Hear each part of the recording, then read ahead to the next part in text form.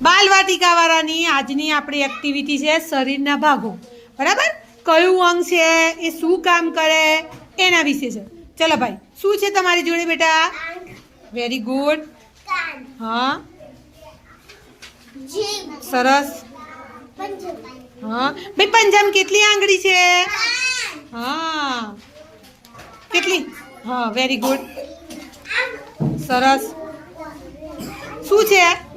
હા, પંજો, જીભ, નાક, કાન, આંખો. સરસ. શું છે અંદર? જો શું છે ભાઈ? હા,